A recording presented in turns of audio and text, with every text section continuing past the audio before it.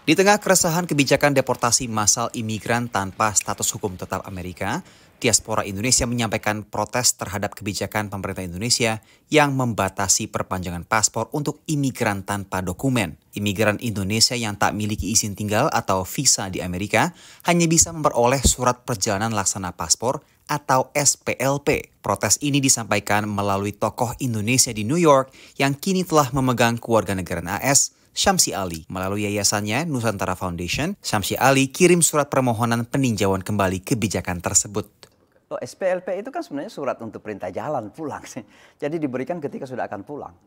Nah ini kan bisa menjadi kecurigaan teman-teman kita, ini jangan-jangan ada kolaborasi sebenarnya dengan pemerintah setempat untuk mendeportasi saudara-saudara kita yang ilegal. Gitu ya. Jadi SPLP bukan solusi, dan itu juga bukan pengganti paspor yang akan diakui dalam negara Amerika.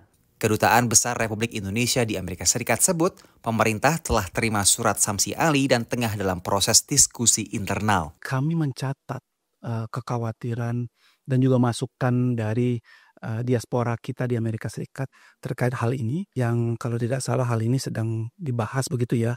Semoga kita bisa mendapatkan suatu solusi yang juga mengedepankan dan melindungi kepentingan WNI diaspora Indonesia di Amerika Serikat dan di seluruh dunia begitu. Per bulan Mei 2025 ini pemirsa, pemerintah Amerika Serikat perketat aturan perjalanan pesawat terbang domestik.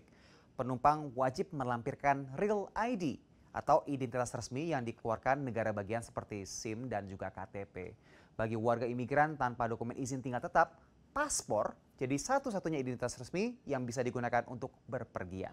Analis juga mengkhawatirkan status dan konsekuensi hukum diaspora tak berpaspor jika terdampak deportasi. Jadi ketika seseorang tidak memiliki paspor, tidak memiliki identifikasi kewarganegaraannya, itu sama seperti negara yang stateless. Jadi negara yang benar-benar, jadi di sini seseorang tersebut bukan tidak bisa tinggal di Amerika Serikat, tapi juga tidak jelas kewarganegaraannya, ditakutkan seperti itu. Dan nanti juga ditakutkan seperti ICE atau pemerintah Amerika Serikat akan bingung juga ini nanti dibalikinnya kemana. Sebagian diaspora tanpa dokumen yang memiliki anak yang lahir di Amerika bisa dapatkan kewarganegaraan ketika anaknya beranjak dewasa. Teman-teman kita sudah punya anak, kemudian anaknya berumur 18-21 tahun dan sudah bisa kerja, anak ini bisa mensponsori orang tuanya. Tapi salah satu persyaratan untuk disponsori kan paspornya masih harus hidup kan. Nah kalau tidak berlaku gimana? Atau misalnya dalam proses dia mencari kerja, tiba-tiba ada satu sponsor yang akan mensponsori dia. Tapi kan persyaratannya paspornya harus berlaku.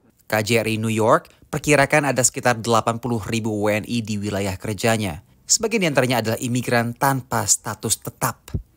Dari New York, Randy Wicaksana, VOA.